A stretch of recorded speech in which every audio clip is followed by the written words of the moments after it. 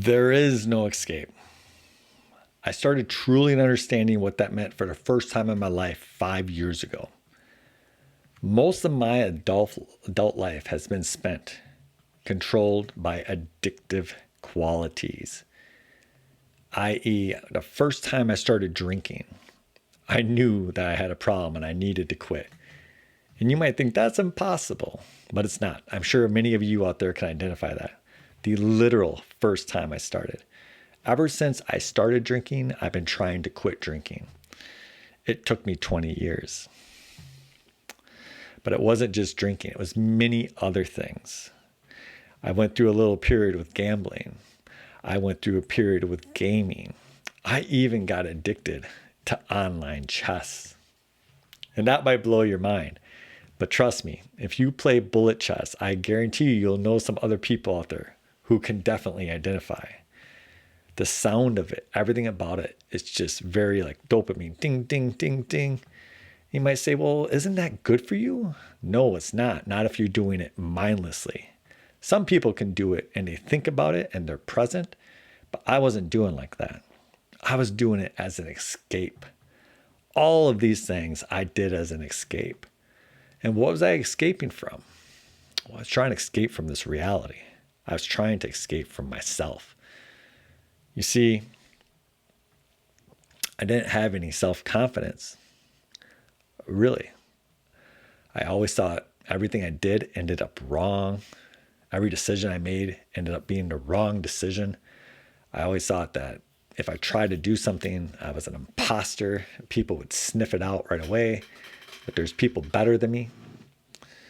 I never felt like I could be good enough to meet any of the qualities I put on myself. It's a very, very odd thing. And I didn't realize that. I didn't realize that until, again, 5 years ago when I first started getting a glimpse at the true nature of reality. And just earlier this summer, I had kind of like, because things, it wasn't like a breakthrough event, snap my fingers here, there. It wasn't black and white. It was a gradual change. But I really had a big epiphany at the beginning of the summer. You might say, well, what happened 5 years ago? Well, I got COVID-19. And when I got it, I didn't have too many symptoms except for I had a really bad ear infection. I was actually even running when I had it. But this ear infection, it caused something called tinnitus. It was a ringing in my ear. And it was very annoying. It was loud and it was inescapable. And I decided to go to a doctor for it. And when I did, I ended up reading the story that the founder of Texas Roadhouse, he had gotten COVID. And he had decided to, I can't say this term on YouTube, I don't think, but to basically delete himself, his programming from this version of the Matrix. And unfortunately, for the first time in my life, I was a person, I want you to understand, I was always under a lot of stress. And I think I was trying to escape from that stress too. And I actually had those kind of thoughts, unfortunately, for the first time in my life. Because even though I had all those other issues, I always had this glimmer of hope that one day I would get better. But with this tinnitus, I didn't know. I went to a doctor and they told me that my version of it, it was a central nervous system thing. It wasn't physical. There's nothing that they could do for it. It was basically like my brain had turned into a radio signal that's there in everybody. And now that it heard it, it didn't want to turn off of it. And that the only way to get rid of it was to accept it. I was like, what? That doesn't make sense. There's no medicine. There's no nothing. And they're like, well, you can use crickets and these things to help mask it. But no, it doesn't go away. And that was maddening to me.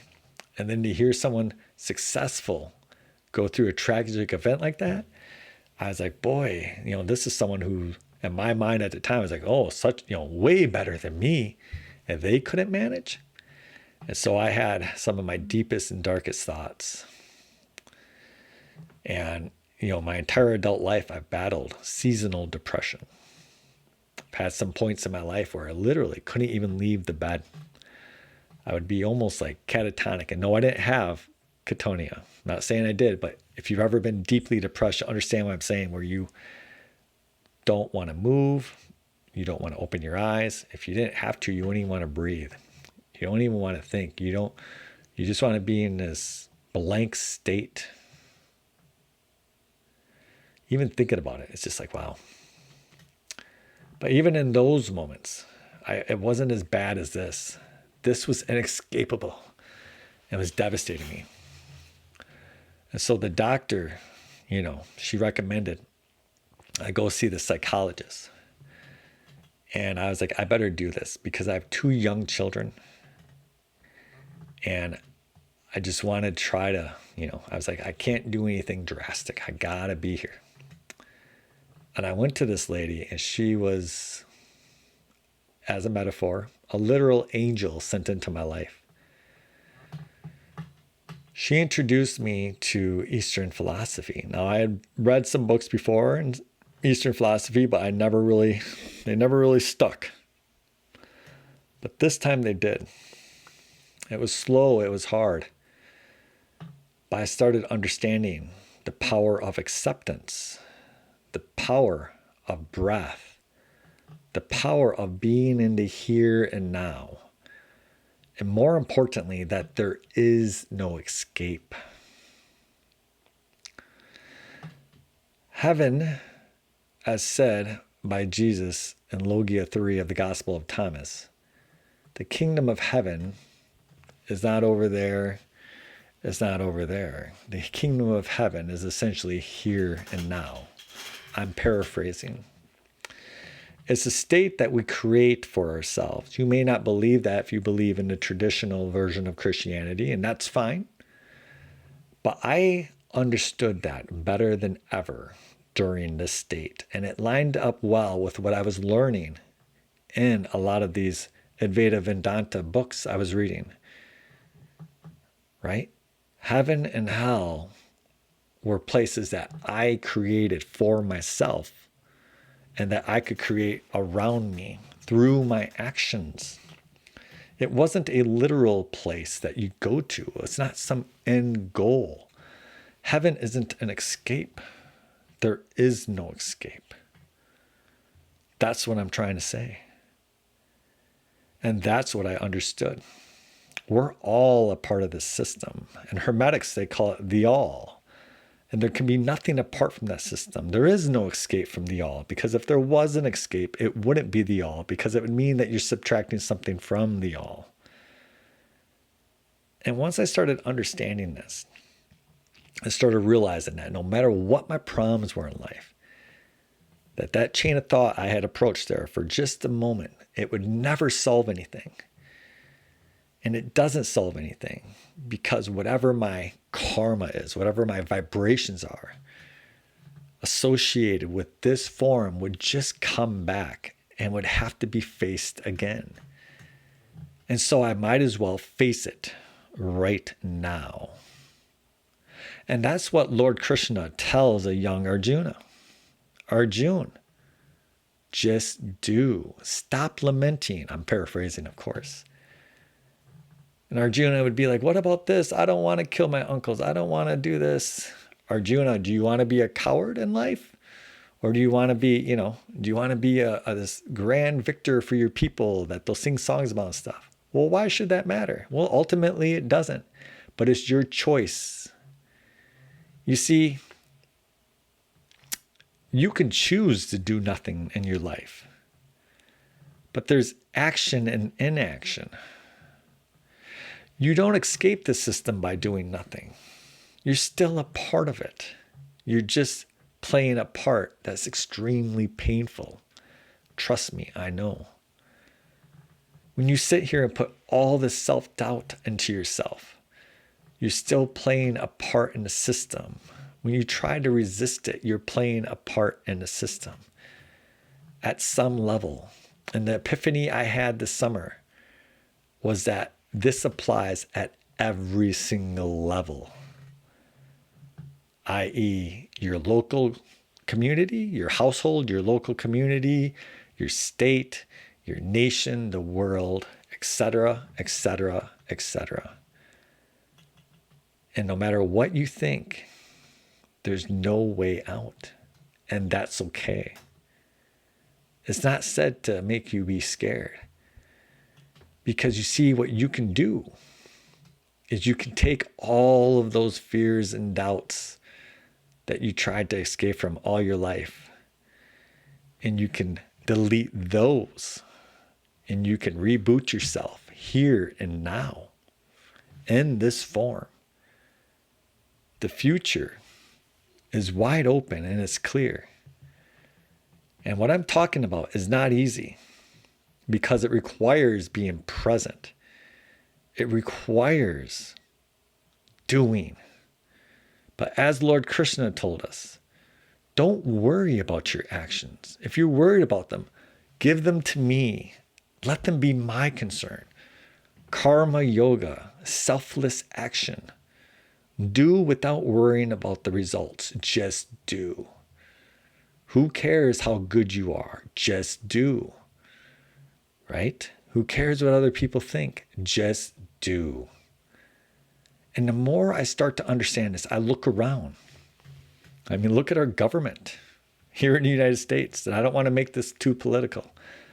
You could look at any level, any side, and you'll see people who are the most unqualified people ever.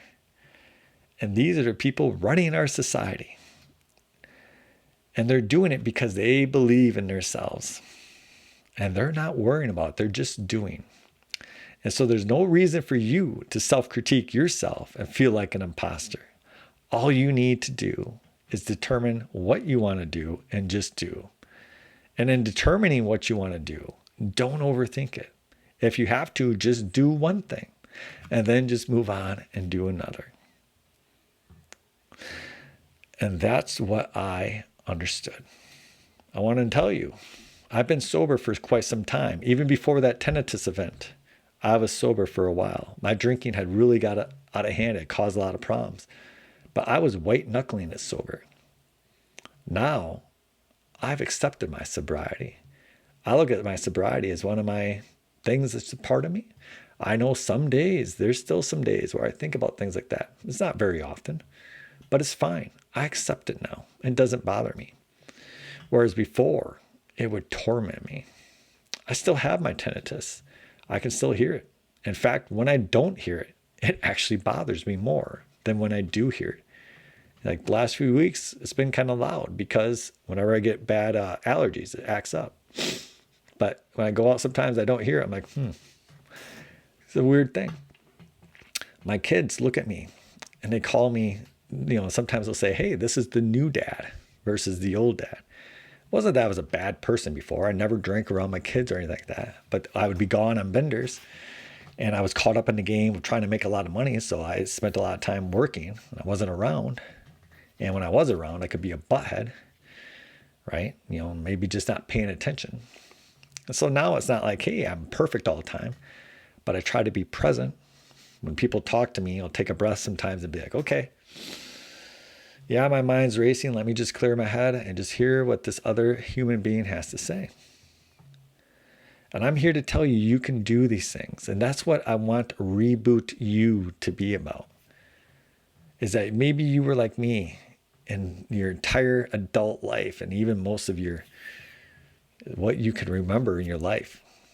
You were trying to escape this reality. But the simple fact is there is no escape. So you can take all those things you were trying to flee from. You can toss them to the side and you can recreate yourself. You can have the dove come down from heaven if you want. You can give all your worries to Lord Krishna, whatever you choose to do. Or maybe you're not spiritual at all. Well, then whatever. It doesn't matter.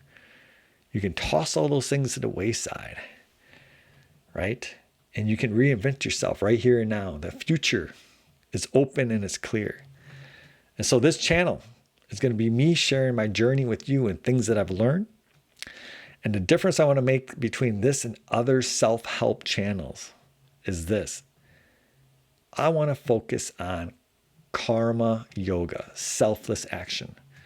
So a lot of places, they'll just tell you these sweet words, and I hope you found my words sweet, okay? I know a lot of people are really good at that.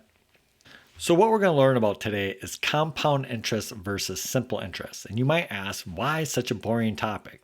Well, because money is extremely important. Remember where I said you can't escape everything? And one of the things that's very hard to escape in this world is money. Unfortunately, as much as you would like to escape that system, I'm not saying you can't do it. Just like Lord Krishna said to Arjuna, yeah, you can be empowered, but it's going to be very painful. So instead of escaping it, we can learn about it. And then if we learn about it, we can choose our level of participation. Now, I grew up in a poor household. This is not a sob story, but I had a single parent household and I did not learn anything about money. And now I completely understand why some of the old people around me when I was growing up would say they need to teach kids about money in school, right? Because now I'm like, hey, kids need to learn about money in school. It's actually very important. And so we're going to do a simple topic today, compound interest versus simple interest. And it is simple, but I had no idea about this. Even if you're okay at basic math, and this isn't difficult math, if you don't understand what it is, you're not going to know it. And it's a good place to start. And the best way to illustrate things is through just doing a problem. And again, on this channel, we are going to do things. Action, inaction, and action. We're going to enter what's called the flow state. We have $1,000 to put into one of two banks. One uses compound interest, the other uses simple interest. Both pay 5%. After 3 years, what are our totals and which one pays more, i.e., which bank should we put our money into? Now, the words there, let's go over them really quick. Principal is the initial amount that you put into the bank. So that would be the $1,000. Interest is the amount that's added that the bank pays you to have the money in there. And what we're saying is that on simple interest, they only add it to the principal, to the initial principal amount that's put in there. Whereas the compound the interest is applied to whatever the total is in the account at the time. So for year one, they're going to be exactly the same because both the amounts are going to be 1,000. So we'll just come over here and we're going to do that math real quick. Our principal is going to be 1,000 big ones, right? And so we'll just put over here, we'll spell it out, and it's principal with like a pal, principal. And we're going to times that by 5%, and this 5% is our interest rate. And so I'll just put that over there so we know some terms. And so when we times that by that, 1,000 times 5% is $50 is what we're looking for here. And this is the interest paid in this case. Oops. It's actually, that P looks kind of funky there. Let me make sure you guys can see that. Yep, interest paid. Okay. And so now all we're simply going to do is we're going to take our principal, and I will abbreviate that with Prince down here. And we're going to add to it our interest payment.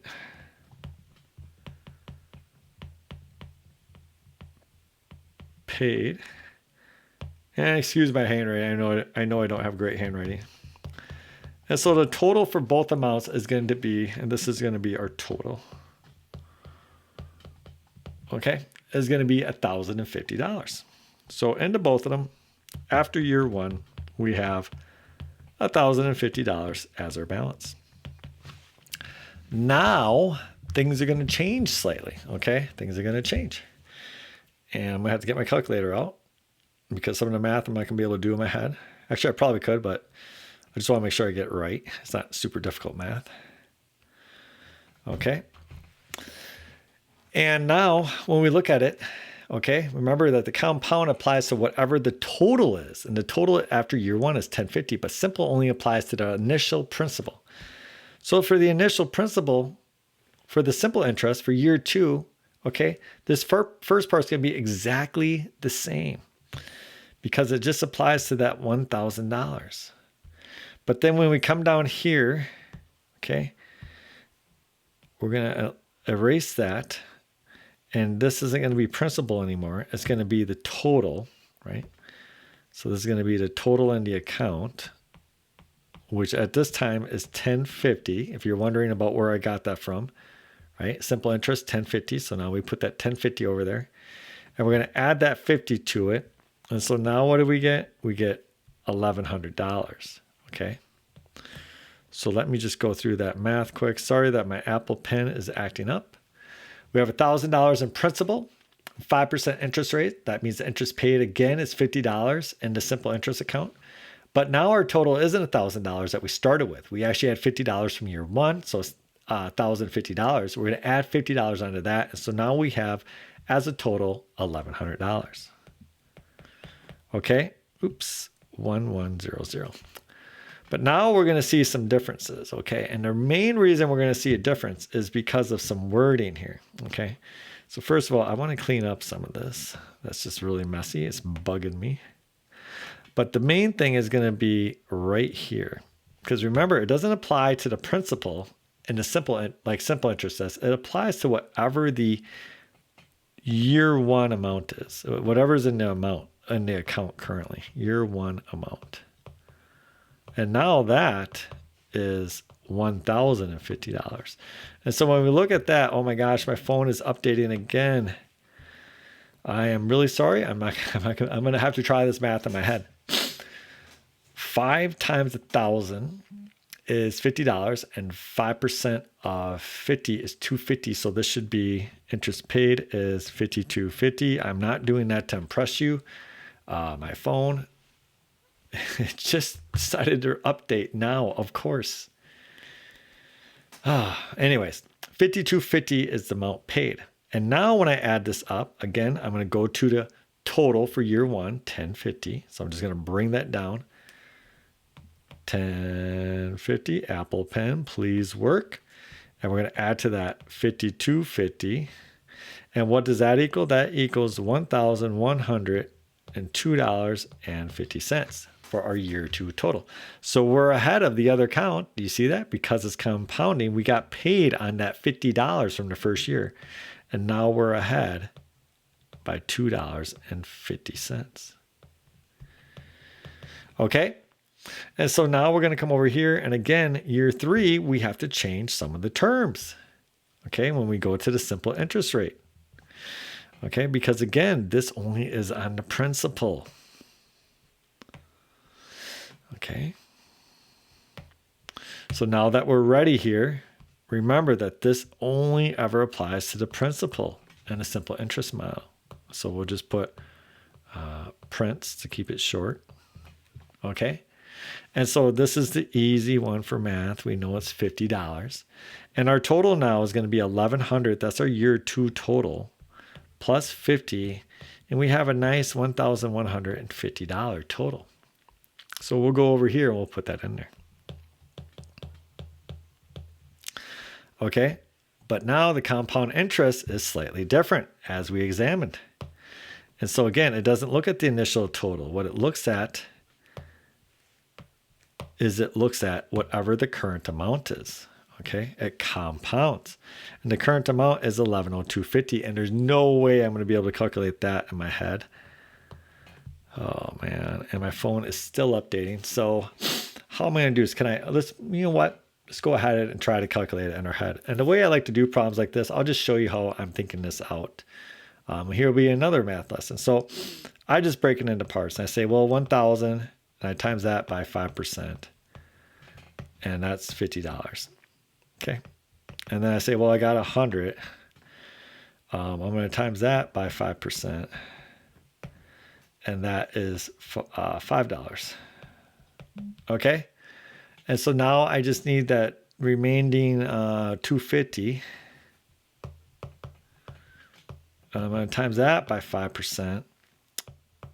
And that is going to be, no, I don't, oh, it's telling me it can solve it. I didn't even notice that. 250, I should have hit solve, darn it. 250 times 5%.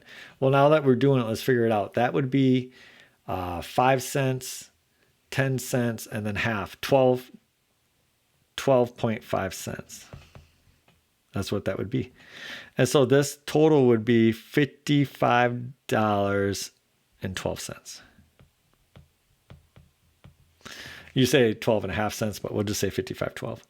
Okay, and so now remember, we add this, and look, My phone's done updating now, just literally right now. We take our total, which now is 1102.50, 1102.50, and we're going to add 55.12. Okay, and we have what? We have 7511, 1157.62. Hopefully that is correct. And we will be able to check it if my phone's on. I'm pretty sure my math is good here. Okay. But first of all, you can see that the bank we're going to choose is going to be this bank because we earned an extra $7.62. But now what I'm going to teach you really quick is instead of having to do it like that for compound interest, there's this easy formula you can use, right? A is the final amount that you're looking for is equal to the principal, in our case, 1,000. So we'll just go ahead and we'll write this down here. 1,000. We'll say A equals 1,000. You're going to times it by an inner product of 1 plus the interest rate, which is 5. We'll just put that as an integer. We're going to divide it by 100 because we're going to take it and convert it to decimal. So it's going to be 0.05. We're going to times it by n, which is the number of times.